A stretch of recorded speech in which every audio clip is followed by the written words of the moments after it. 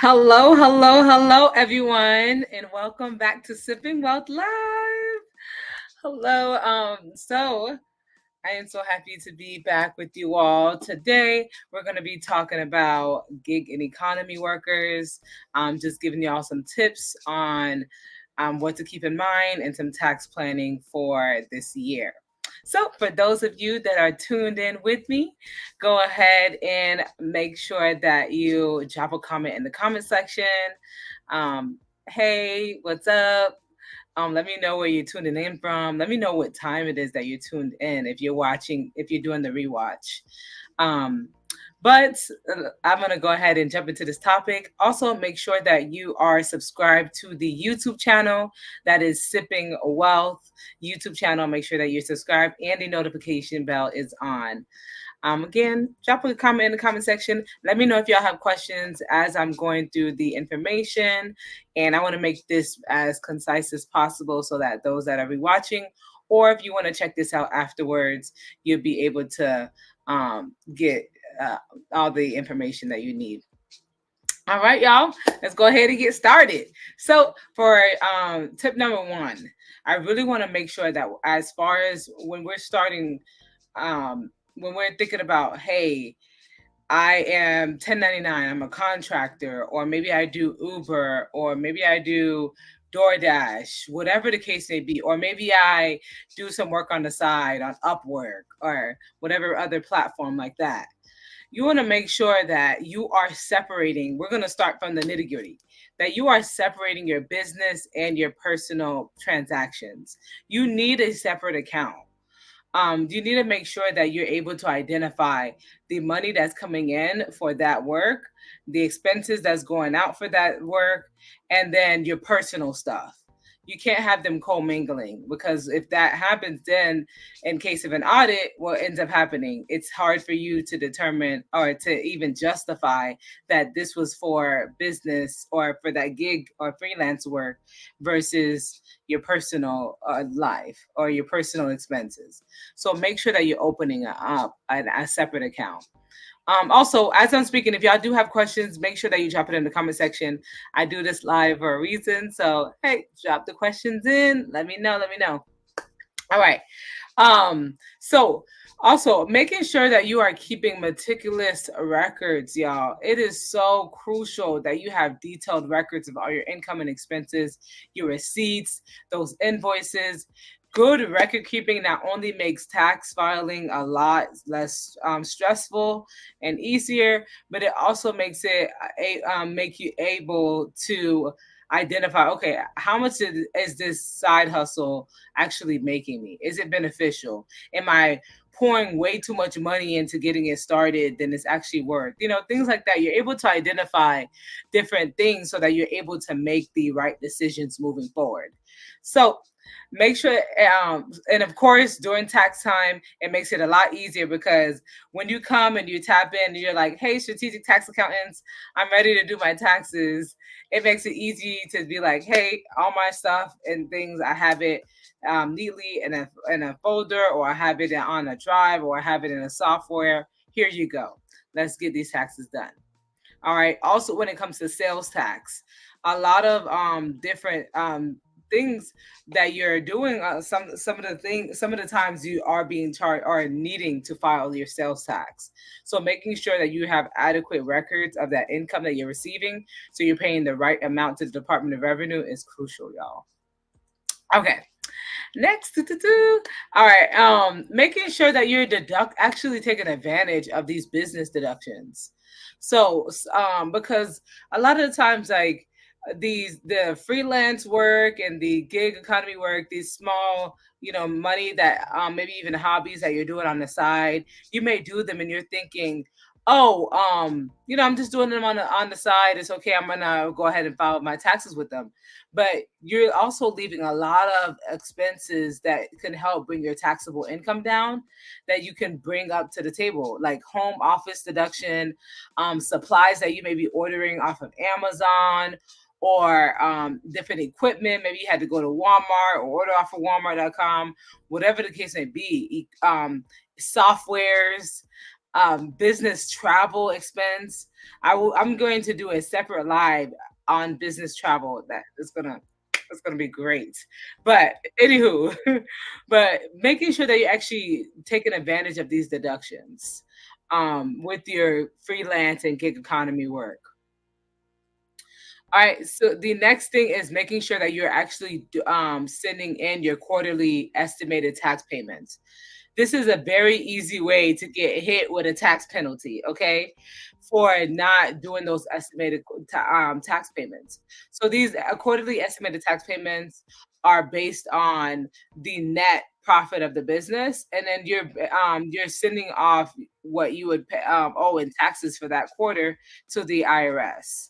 So how do you calculate this? So you're going to take into account your income tax bracket, and you're going to take into account self-employment tax. So self-employment tax is 15.3%. And your income, as far as your income bracket, that's going to be based on how much money you're actually earning. So that first 9, 10,000 amount around there is going to be at a certain bracket. Then you're going to go up from that 9, 10,000 amount up to about 44,000. So depending on where you fall in that bracket, it's going to determine how much you should put aside for that. A nice rule of thumb is about 20%.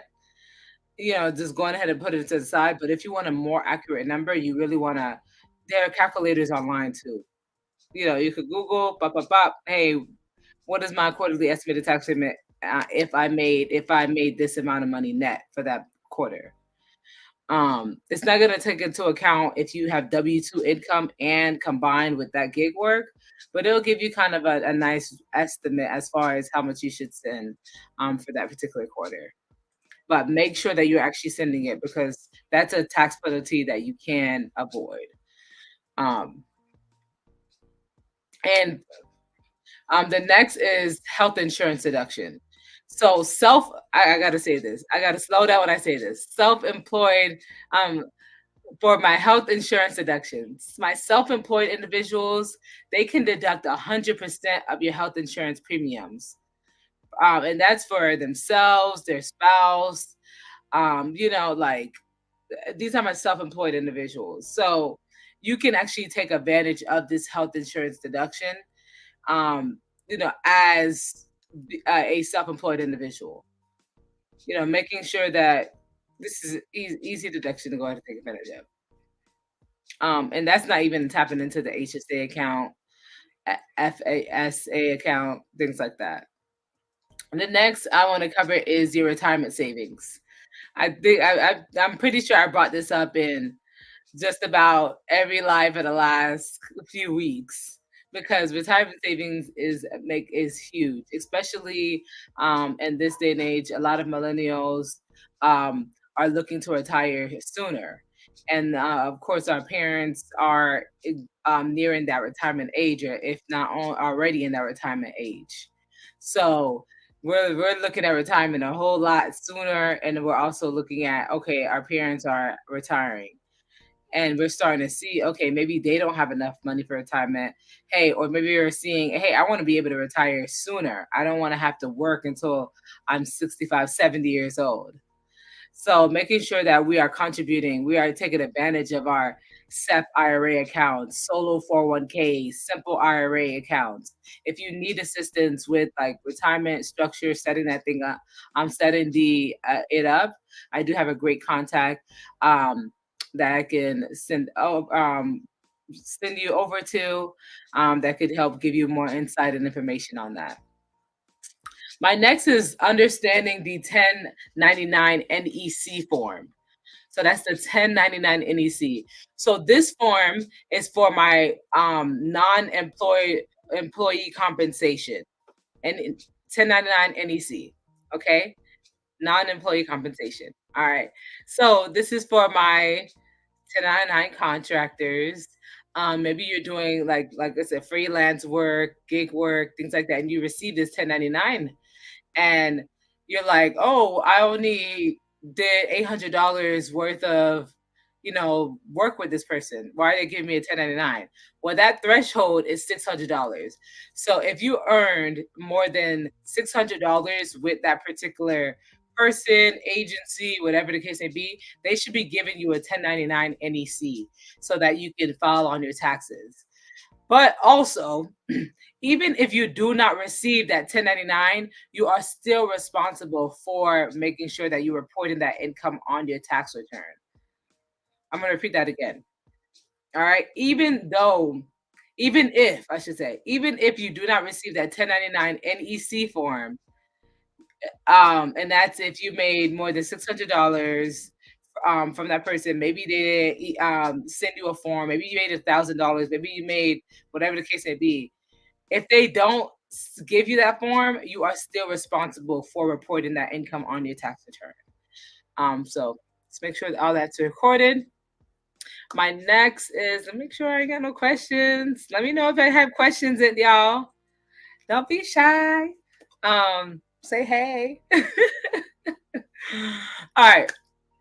My next thing is my educational expense. So, of course, in every line of work, we're looking to perfect our craft, be experts in our areas of expertise. We're looking to develop.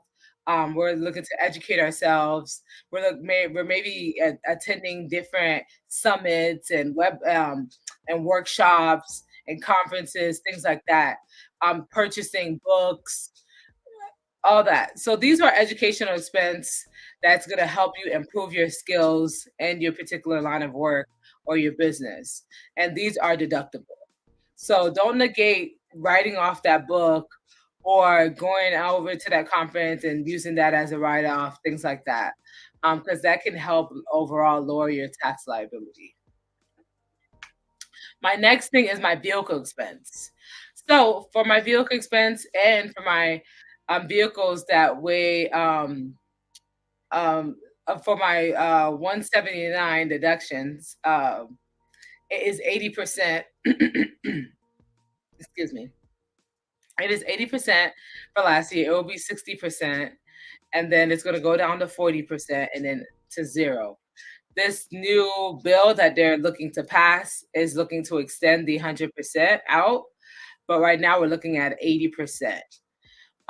So you may think, oh yeah, 100%, deduction if my vehicle is in that 6,000 pound limit. So that's only the case. That was the case in previous years, but for last year, for 2023, you're looking at 80%, and they may even change it for 2024 moving forward. Depending on if that law get passed. So we're still keeping our ears and eyes open to that. Okay. My next one is utilizing an accounting software. Even if you're like, oh, I don't want to do QuickBooks, um, maybe QuickBooks is very extensive and it's just like freelance small work. You can do FreshBooks, which is like a simpler software. It's like a simple version of QuickBooks. It's owned by the same company. FreshBooks. You have different softwares like that. But using an accounting software will help with preparing your financial statements, even invoicing clients. A lot of them have merchant processing through the actual accounting software. Um, and it's just helping with keeping track of your income, expenses, things like that. You definitely want to make sure that everything's kind of streamlined. You have everything in a nice um, software area that you can look back to, that you can gather your information and say, here you go. I know exactly how much money I made. I know exactly how much expenses I had. I know exactly how much I spent on supplies and whatever the case may be. You want to be able to tell that in any area of business, whether you're just doing it as a side hustle or you're actually wanting to grow your business. Huge, huge, huge. And then my last two is the two that I always mention. One is to make sure that you are hiring a knowledgeable tax professional. Um, because we can talk about tax planning and making sure that you are taking advantage of appropriate deductions, credits, things like that. Of course, they're going to kind of vary depending on your particular situation or industry. But there is a lot of information out there. So making sure that you're informed, that your tax professional is well informed, and that you continue to tune into these lives, that you share them with your friends, things like that, because this is definitely going to help with making sure that, okay, you're more previewed to what's going on in the financial and tax and accounting world, so that you're able to better be better stewards of your finances. And able to scale your business moving forward. So, like I said, I wanted to make sure that I kept the lives nice and concise. So, let me see if I got any questions. And then just to recap, I did go over making sure that you understand your what your obligations are, your tax obligation, keeping your business and personal separate, making sure you keep accurate and meticulous records, making sure that you take advantage of these business deductions, education expense, home office expense, healthcare insurance expense, making sure you do your quarterly estimated tax payments, which are going to be due in April for this first quarter, and then making sure that you are understand these 1099 NEC forms. We also have the 1099K, which is for your merchant processors. If you're over the for 2023, if you are over the $20,000 limit, or had over 200 transactions, they're going to give you a 1099K. Now, for those of you that maybe made over this amount and still didn't receive one, you are still required to file that income, and you could reach out to the platform to see if they'll even give you one. But again, you're still required to file that income. And for 2024, that's this year, when you file this year's taxes, the threshold is $5,000. So that's Cash App, all that. You send $5,000 or more through there, that 1099K is gonna come visit you. All right, y'all. So, like I said, make sure that you share the live, make sure that you tune in, continue to tap in. I welcome feedback as well. Drop a comment in the comment section. Let us know, if you have a particular topic or thing that you're like, oh my gosh, I hope you touch on this. Let me know, let us know. Thank you again for tuning in to another episode of Sipping Wealth Live. I will see you next week, where I will be covering.